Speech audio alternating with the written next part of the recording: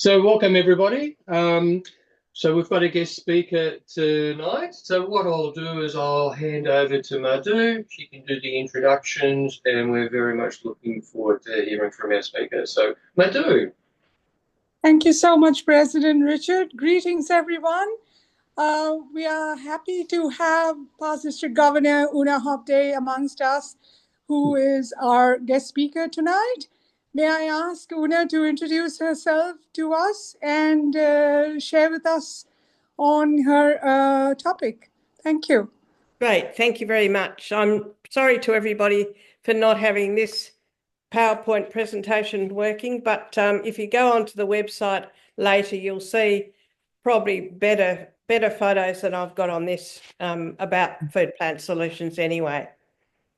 So we'll start with a solution that ends malnutrition.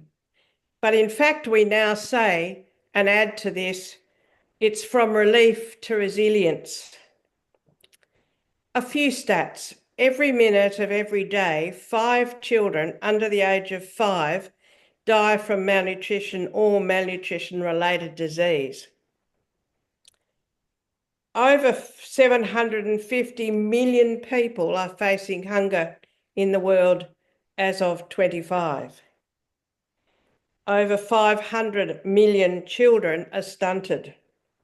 Somalia at this stage is the most affected of all the countries, with Haiti and of course they're not taken into account any of the areas in the Syrian and Lebanese communities. So what do we do? Food Plant Solutions is one of the Rotary action groups, and it was established in 2007 to address hunger and malnutrition and improve food security through the identification and promotion of highly nutritious food plants.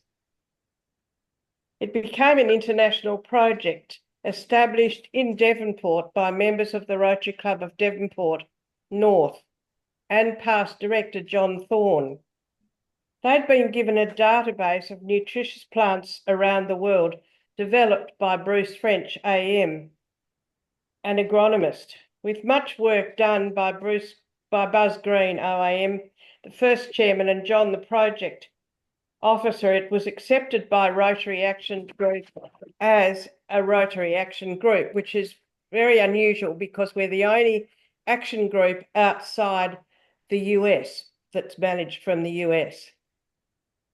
Rotary Action Groups are groups of Rotarians, just to remind you, that have family, friends, members, alumni who are experts in their field and passionate about the topics they belong and are attracted to. They offer service to clubs to help them with their projects. So what are the challenges in the field? We often hear of challenges in the field that limit consumption of a nutrient-dense diet. And these include food taboos, myths, for example, edible plants being used as stock feed when they're suitable for human diets, local food plants that are often wrongly viewed as nutritionally inferior to imported edible plants. Often people will not understand the different nutritional value of different parts of the plants of an edible plant. But people do want to make informed dietary choice, but just don't have the information to do so. So how do we do it? We specialise in extracting information from the edible plants of the world database to identify highly nutritious local food plants, which are often neglected and underutilised species that are known to grow in a particular country or region. Plant selection takes into account the agroecological and climatic nature of the region in interest. For example, we've done over 17 different documents for some of the areas in India, for example, where their climate and their growth systems are very different from each other. We then create educational resources tailored to the target audience with a focus on 6 nutritional components: energy, protein, vitamin A, vitamin C, iron, and zinc.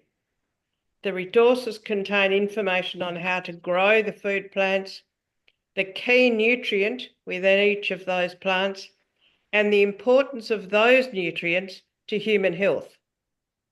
By identifying a range of highly nutritious local food plants with differing seasonal requirements and maturities, it helps to ensure continuous, nutritious, sustainable food supply. Local food plants are important because they're adapted to their environment, have sound nutritional density and natural resistance to pest and disease, and are superior to imported foods and plants. Our resources enable people to understand the nutritional value of the local food plants, which empowers them to make informed dietary choices. So what's our global reach? Whilst based in Australia, we have a global reach and have produced over 160 now published materials for nearly 60 countries, mostly Africa and Asia, with some in the Latin America area. We never, ever send people to country. Instead, we partner with existing, reputable local and international NGOs. The most important component in our project is a local project partner. They will be established and understand ways to empower their communities and therefore empower them to act. How the information we provide is used depends upon our program partner. They have the local knowledge, the networks and resources. We know for any program to succeed, one thing is key. Our program partners must invest in it. This does not mean necessarily financially, but for success, they must have embraced it, believe in it, and be fully committed to making it happen. This ensures dignity and empowerment, a most important part of our program. So what resources do we have? We publish 4 main resources. The first one's a field guide, which we refer to as our technical publication, and they're prepared for a specific country or region in that country. They have information on approximately 40 edible plants catalogued by their food group. Information for each plant includes description, distribution, use, cultivation, production, key nutrient data, and a photo. Each food guide has agroecological growing information and key nutrient comparison graphs, where readers can easily see the nutrient difference between local foods, plants, and common Western type plants. Where possible, food guides are translated, and in fact, we've just finished translating or have finished translating with the help of Ugandan people, 15 of the 47 different publications we need to do for Uganda.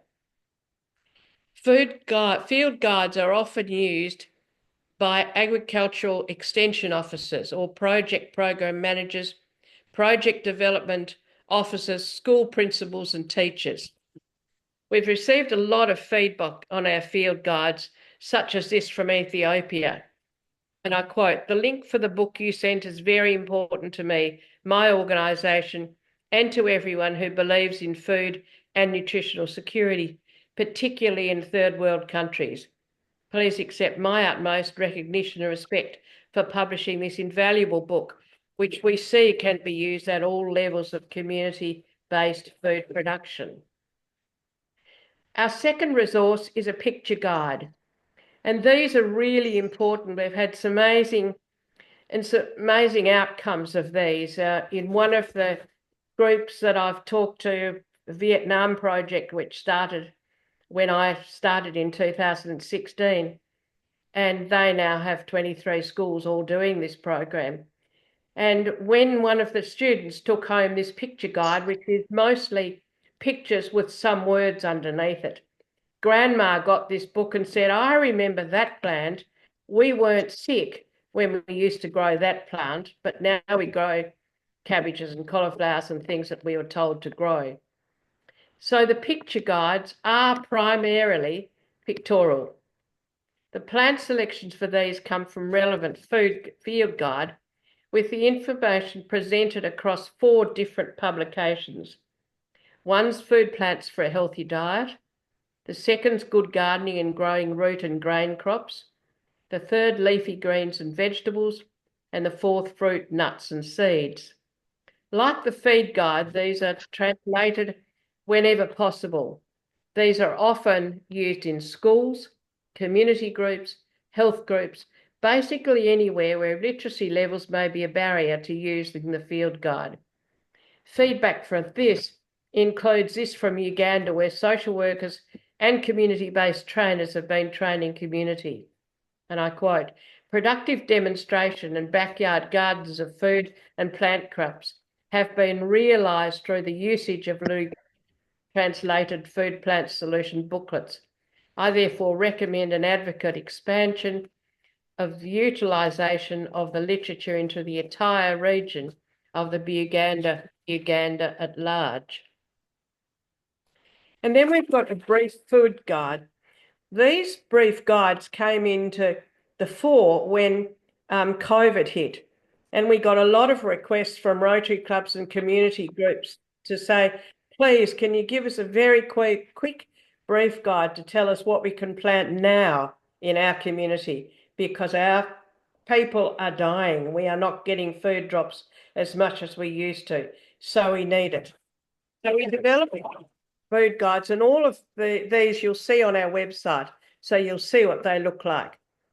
But the brief guides focus on a specific region and contain information on 15 highly nutritious food plants.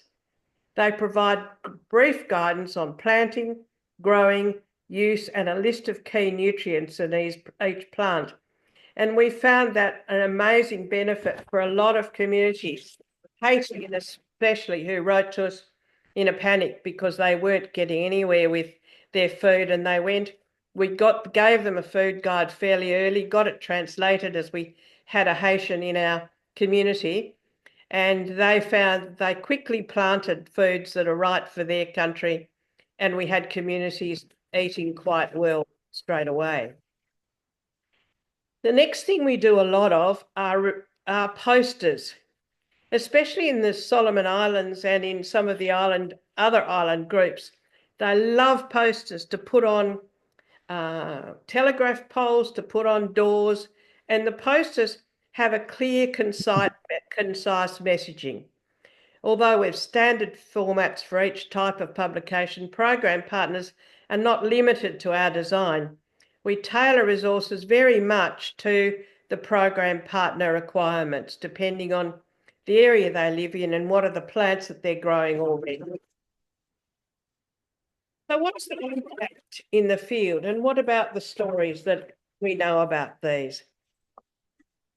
I want to tell you about a gentleman who came to Australia as a child, as a refugee, and his parents had both died in Rwanda from the Hutu and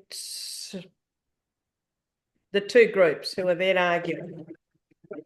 I'll get them together in a minute. But his family had all been killed. His parents were killed and his sisters were raped and murdered. And he was a 15-year-old and arrived in Australia as a refugee by himself. And he determined that he would get as much education as he could. He went to school here, and then he went to university and did agriculture and commerce, married a beautiful Australian, and he's as dark and she's as blonde, and they've got the most gorgeous little children, and went back to Rwanda because he knew that he had his land there that was owned by their family, and he was determined to go back and help his community survive. So he, in the last 6 years now, has got funding from lots of countries. He's built an agricultural college, and he employs the children of the people who murdered his family, because he believes implicitly that peace and food go together. and that they weren't the people who murdered his family and they shouldn't be liable for that. And we've got so many stories about people like him who've come and been helped in other countries around the world and have gone back and started some really terrific things in their country. And he's an asset to their community. We've also received significant positive feedback from communities and organisations that use our resources about their impact in the field, whether that be in a school, a community garden, a farming group, a community health centre, or a youth group. A partner in Cameroon has used our materials and said other projects just train women to cultivate vegetables. Your material brings out the nutritional values in different crops and gives them the choice to decide to cultivate more of those that are high in nutrition. We don't just help women grow food, we make them understand the value before growing them. And I think that's where the innovation comes in. In Indonesia, we've been advised that improving the living conditions of the entire population of a community, teaching the population how they can improve their nutrition with a healthy diet, with local food, plants and vegetables, has made a difference to the rate of cataracts that are seen in children. And in Burundi, 500 farmer households have been trained on the importance of eating indigenous food, how nutritious food should be, and how the human body is reinforced in terms of immune system. All these results thanks to the materials you provided us. One other story, I met a Ugandan, two people who were working in Uganda when I went to the convention in Toronto. And they had already built a school and a community centre. And they had land at the back of their school and they wanted to have a vegetable garden because these families get food drops now and have had done for some time. So they went back and after clearing the area, they decided they'd call a community meeting. They called a community meeting and the males of the community came to the meeting and they explained what they were going to do, that instead of getting food drops, they'd be able to grow their vegetables and get much more beneficial nutrition for their children and themselves. And that they'd give them the land and they'd help them plant, but it would be up to them to look after it. So they went away. They said they'd go away and think about it. And 2 weeks went by and I kept getting a phone call from one of these two regularly to say, we still haven't heard. And finally, the gentleman came back and all came into the room and said, no, we're not going to do it. And my friend was just distraught. And he said to them, well, why not? Well, we get food drops every month. And that's fine for our families. And my friend said, but they only last for 3 weeks. And this gentleman said, yes, we know that, but it's really important that my wife and children understand that that's okay. They can go without food for a week. That was about 3 years ago now. And about a year ago, I got an email from a lady I didn't know, answered it, and it was the wife of that man. And she and her women had decided to do the gardening and build it all, and they were going to look after it. So we're now working with that group and 3 others in Uganda building gardens. We found out that the food they were given was mostly rice, obviously, and not very nutritionally sound, but they'd had it for so long that the community had got used to eating in that way. The men, of course, the food was kept for the men, so they ate for 4 weeks, the whole 4 weeks, but the wife and children only ate for 3 of the 4 weeks. Now we could get, you could work 2 ways. You could get really annoyed and get upset about it, or you could wait until they began to see the benefits of this, and they have now, and that's fantastic. And I tell this story as that's one of the things that happen when you're often working in countries of that value that have been getting food drops, yes, but are they nutritious enough to sustain? So what are the benefits for this project? Well, it's a sustainable approach as it's based on empowering people using local plants. It's very cost effective, and the Vietnam project was a great example of that, where they saved so much money once they planted their vegetables at school. The kids picked the vegetables, ate them, and then went home and told families about them, and now the families have got gardens as well. And it meant they saved money to be able to buy computers and those kinds of things for the kids. It enables climate change resilient food production as well. We have an experienced team that can provide the tools and resources that support food-based approaches. And we know how to communicate and promote information about highly nutritious local food plants to lay people. The style and presentation of our materials add significant value to projects and unlock decision and action. It's surely a source for change. Without just until I finish, I just want to talk a bit about from relief to resilience.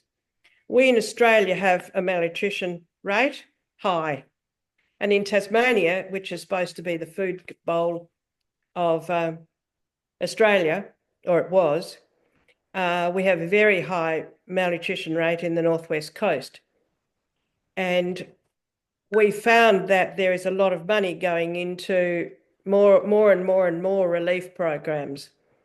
And relief programs are delivering good food to people in Australia, but they're also losing the ability to want to go and garden at home. I live in a retirement village.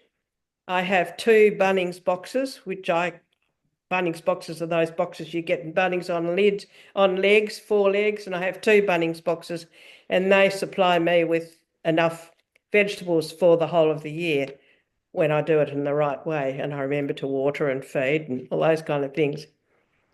We're trying to, and we've done some booklets for Tasmania, as well as some other Australian brief guides, but it's amazing how difficult it is to persuade Australian people that it is needed in the country, that we still need to work as we do for people in the Sudan, in Somalia, and all of the other places.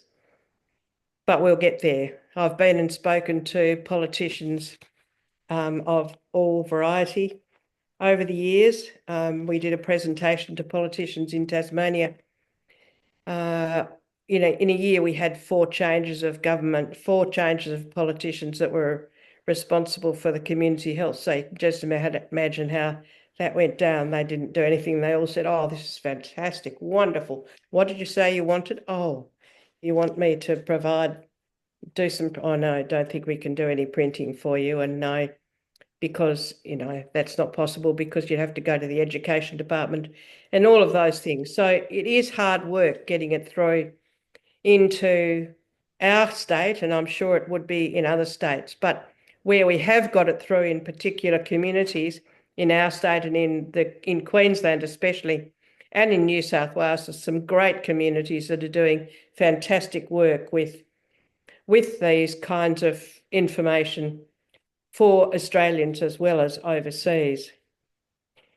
We have requests all the time for publications, and at the moment we've got requests, and we've just sent a letter out to all the presidents in our district to talk about the requests we've got, to encourage them to apply for their DDF when it comes in June, for this lot of DDF that's coming in. We've got from Haiti, Burundi, Gambia, Ghana, and they're just some of them that total to about $50,000 worth of publications. We have to fundraise for everything that is asked for us. So sometimes people have to make quite a while. And the DDF last year was fantastic for us because we got most of the needs of people who'd written before then supported. But it is a difficult task. It's a difficult task because we're not in America, and so we're not getting big donations. So at the moment, our group has decided we'll push for a priority this year to try and get some major funding to be able to employ a publications director who's not working full-time, as well as doing the publications from his desk, as with the rest of us do it from our desks as well. So that's Food Plant Solutions, from relief to resilience, and I'd love you to just have a look at what we do on the website, and I'm happy to take any questions. Thank you.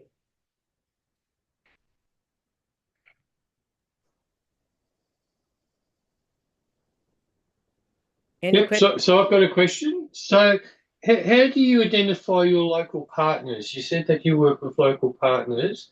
So how do you actually identify them? They identify themselves. We haven't gone to any area to do this work. NGOs know about us now. They seem to have found out about us all around the world from various ways, because we do publications in a lot of with a lot of countries. World Health talks about us, and a whole lot of groups talk about us. We work with NGOs that are also NGOs not only in one country but lots of other countries. So people write to us and ask for what they want now, rather than us go to them. I don't think we started in Vietnam in 2016. I think that was our first one, and it just grew from there. And funnily enough, it's really hard to get to work with Rotary clubs because they have so much to do. They don't see it as a priority, and because we're not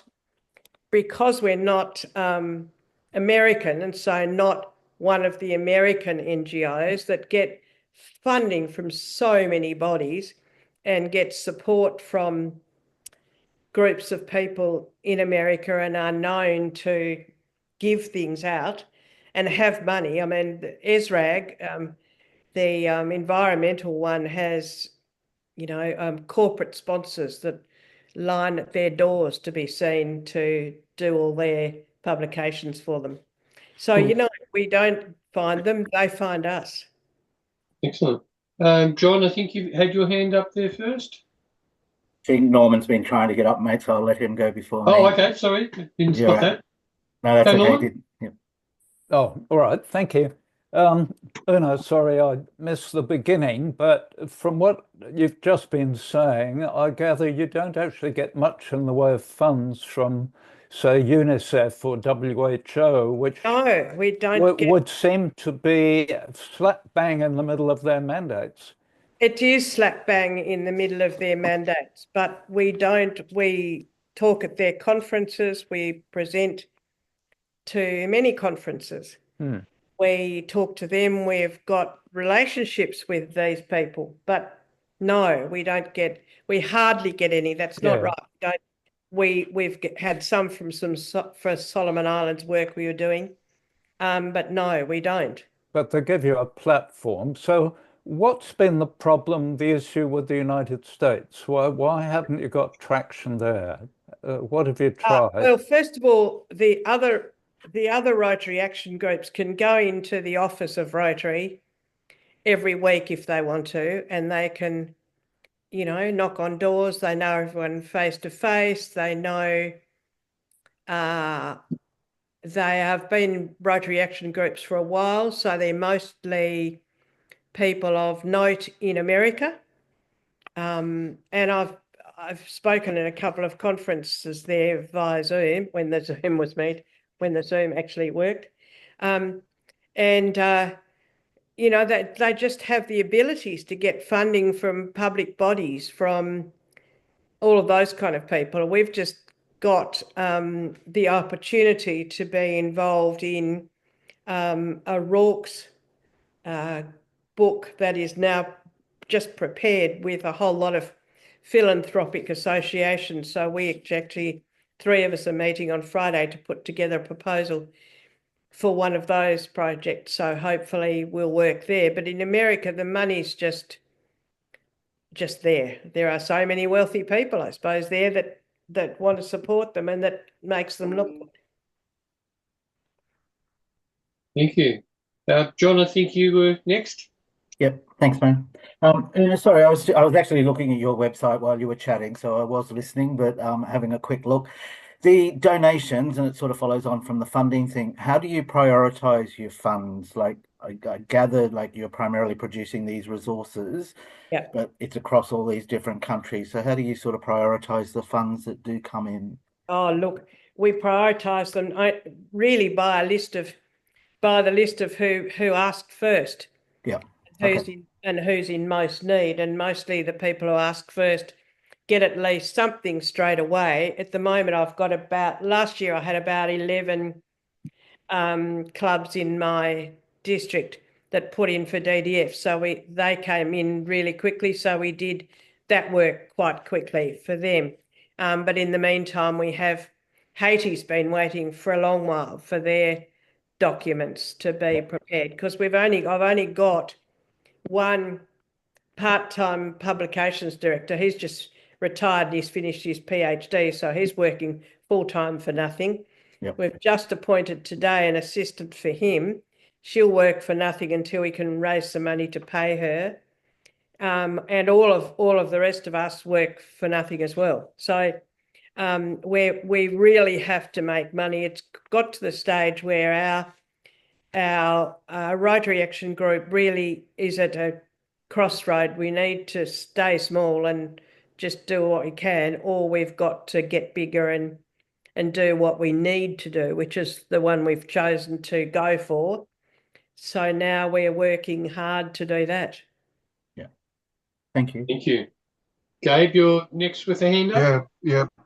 Thank you, Ona. That was a really great presentation. Our club is the first peace builder club in Oceania, and we have a focus on peace building. One of the past speakers was someone called Elaine Prattley, who was a Rotary Peace Fellow as well as a positive peace activator. Right. She did a PhD on food, the link between food and peace. And I'm sure what you're talking about sounds really sounds like something that she might be interested in. Wow. Because what you're doing is really building peace through helping provide food, which is so important. Yeah, we know that wars have been started with lack of food. So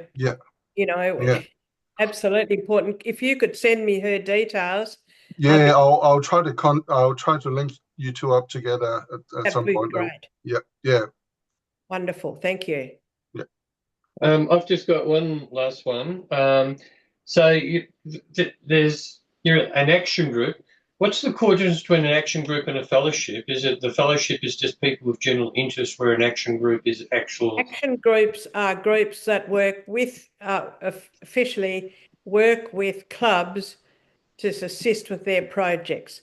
An example, we've just got our first global grant that we're working with two clubs in Addis Ababa, and our own club here is going to be the international. So my club, the Rotary Club of Hobart, and Addis Ababa Southeast and Addis Ababa Club have just been accepted to get a global grant to look at community gardening.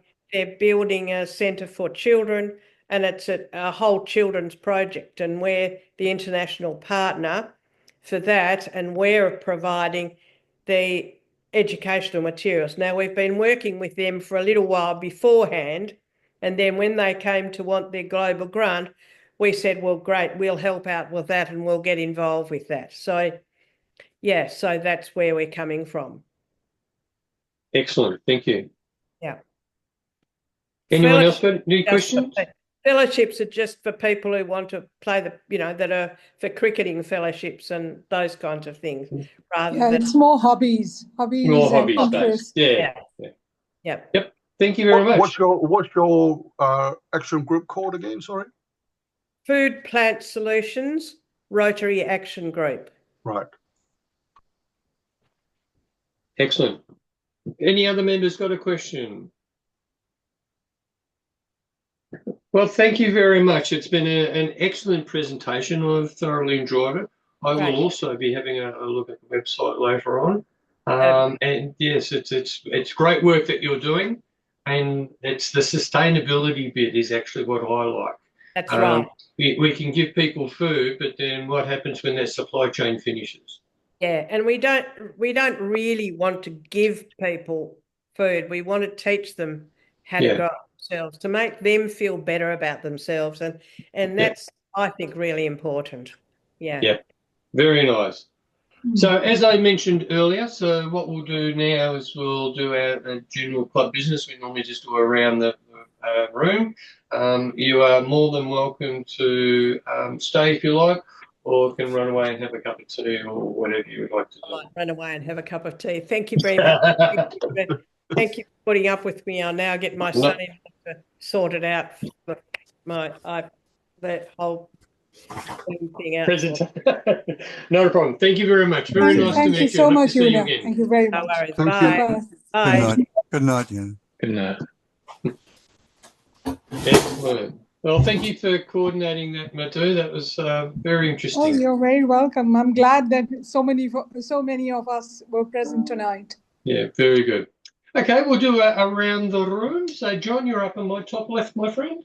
Thanks, mate. Not a lot from me, I'm afraid. Don't think I've been doing sort of much Rotary stuff apart from Janet and I trying to resolve our tax issue. That's about it. Madhu, you're next on my list. Thank you. Not much is happening from my end here. That's it. Yeah. Good. Saxon. Hello. G'day. Look, not much here either, really. I do need to plan another email, so I'm thinking just after the school holidays. So I don't know how many we've got on tonight, but thinking maybe does it sit the 23rd of after the Easter holidays? We've got a meeting on the 23rd of April. Should I aim for the week after in between, or do we have something on? I don't have it in front of me, sorry, the calendar, but I know you will. You're looking up. Wednesday, 23rd. Nothing. Oh, we do have a guest speaker for the 23rd. Cancel that. So maybe the week after the 30th of April. Mind you, I haven't chatted with Lily about that yet, but see, maybe the 30th. Not a problem. You guys pick a date that suits and we'll go from there. Yeah, we might go in between the meetings. That might make more sense. That's fine. Yeah. Excellent. Anything else, my friend? No, all good. Looking forward to the school holidays. Beautiful. Janet, you're next on my list. I tell you what, the ATO is a beast unto itself. Oh, you've only just worked that out? Right. Anyway, Welcome to the real world.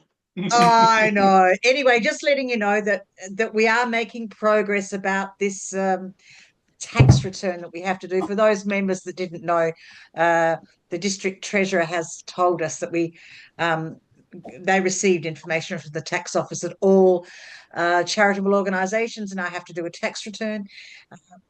And then we discovered that we didn't know who our designated officers were for our ABN, and the tax office won't allow us to do a return until we know who our designated officers were.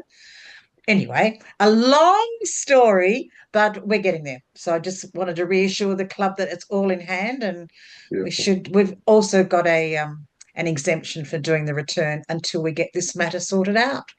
Excellent. Besides that, I haven't been to Ryman for a couple of weeks because I'm working, and that's about it, I think, for me. Very good. Helen, you're next on my list. I'm just on here to say hello, I'm alive. Please. Yes. And you're not renovating right now. No, not right now. Although the Good to see countdown you. is on because Simon turns 50 at the middle of May. So we're having our 50th birthday for him. So that has certainly put a rocket up us to get all that organised. Yes, but once finished, I will definitely give you a whirl around. Beautiful. Well done. Gabe, Yes. you're next on my list. Thank you. Can I just say a few things? First off, thank you, Madhu, for sharing that photo with Jack. Yeah, for those of us who were there physically, I think me and Saxon were there. Yeah, it was a really good day. Yeah, memorable. Yeah, thanks for that. I have a question for Saxon actually.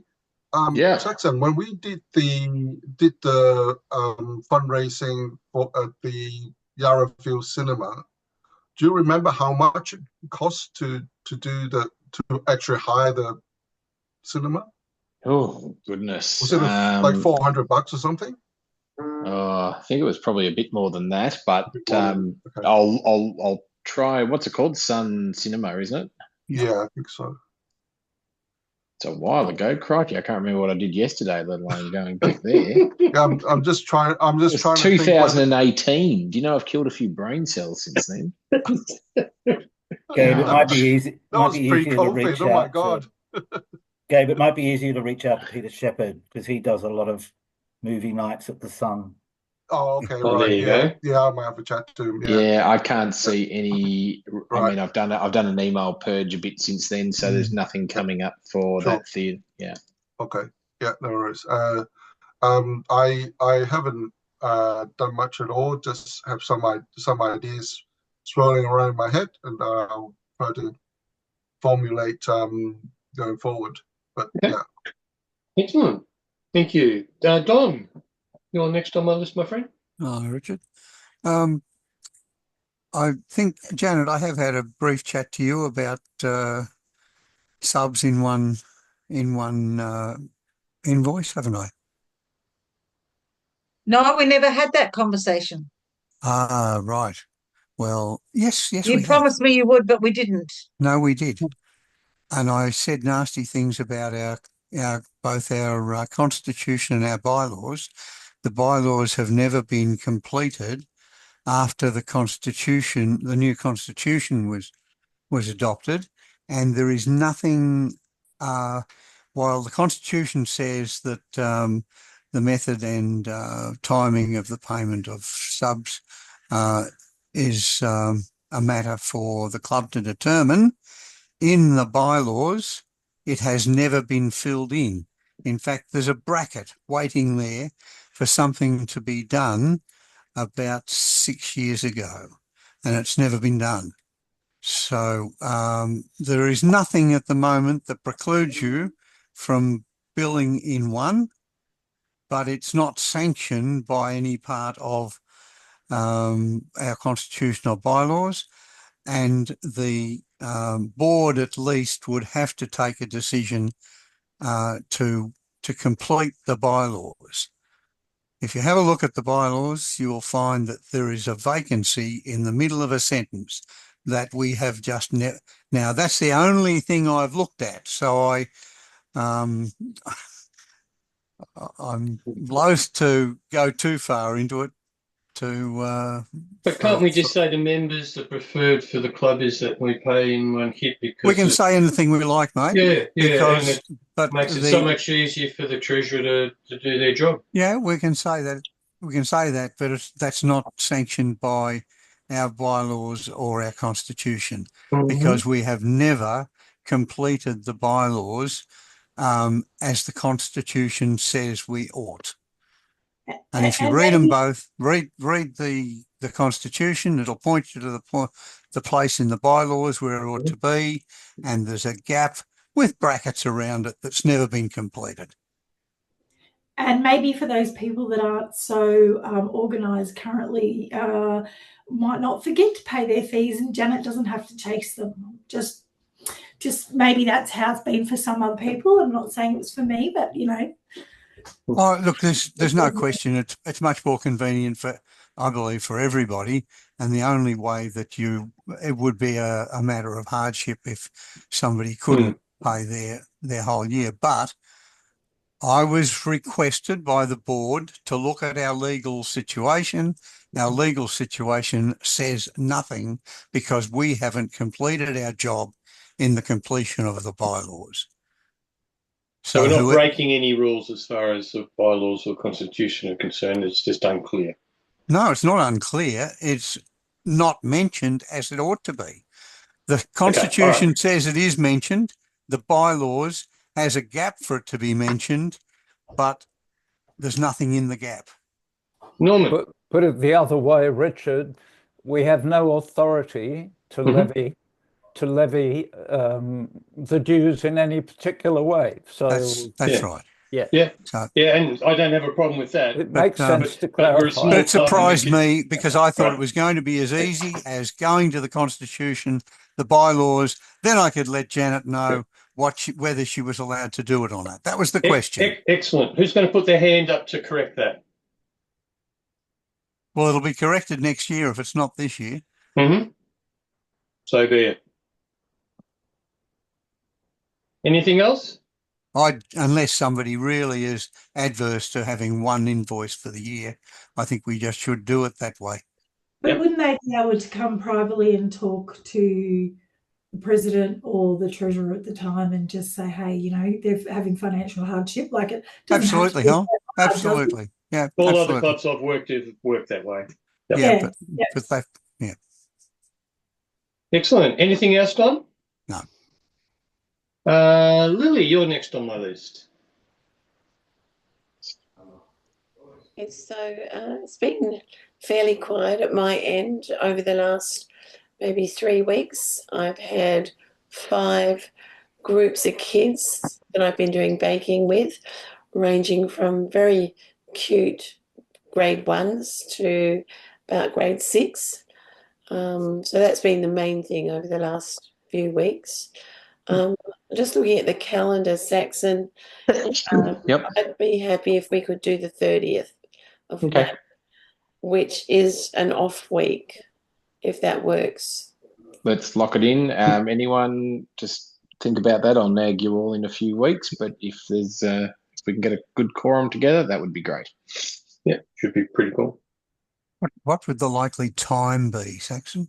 I prefer 5 o'clock if we can. Yeah, and that means we'll be finished by 7. Yeah. That makes it possible for me, because I've got a 3-hour drive home. But anyway, we can make it even 4 if that works better for you. Oh, don't mess it around for me. I'll just fit in if I can. Okay.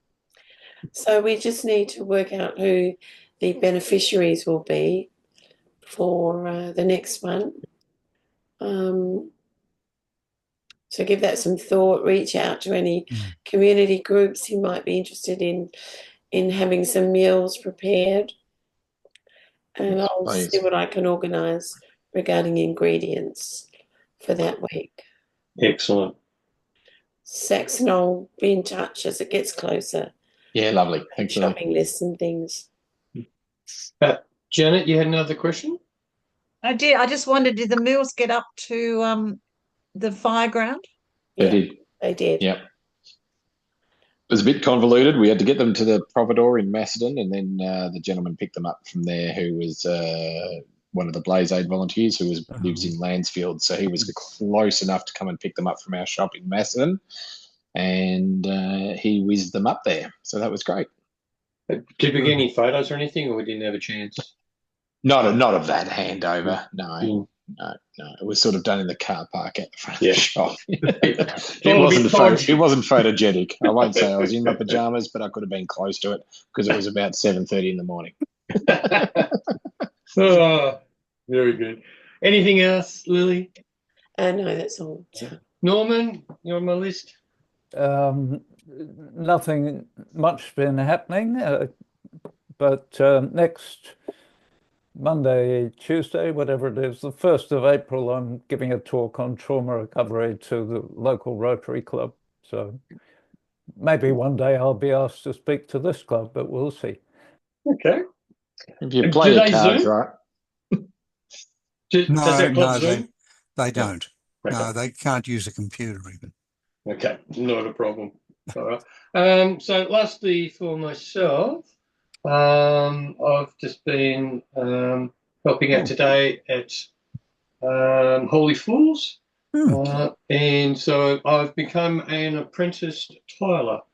So I've actually quite enjoyed working with the club president of Lilydale, Des. He's a retired shop fitter. So we've been going through, we installed all the cabinets. It's him doing the final bit of, so they're all been mounted on the wall, and the plumber's going in tomorrow, put a sink in here, and that's actually a water pump. Because we had to make the whole thing removable, because the centre's actually in a mini warehouse, and they have a lease, I think, for 3 years or something, and then they don't know whether they'll be in the same location again. So the actual toilet block and everything is a mini house with a roof and everything, but it's actually inside a warehouse. So yeah, so that's what I've been up to today. And yeah, what I'll do is I'll do a little reel, about a 2 to 3 minute reel of the whole progression of the project, partly for the Holy Fools, but partly for our engagement and being our club and another club working together to serve another community group. So that's what I've been up to. Good on you. What? Practice makes perfect, and I look forward to you retiling my upstairs bathroom in the near future. Yeah, I'm not too bad, but I'm not cheap. All right, practice on someone else then. Let me know when you've mastered it. Yeah, no worries. All right, folks. So I'll stop the recording, and everyone have a great week, and we'll see you in 2 weeks' time. Okay. See ya. See you, everyone. Bye-bye.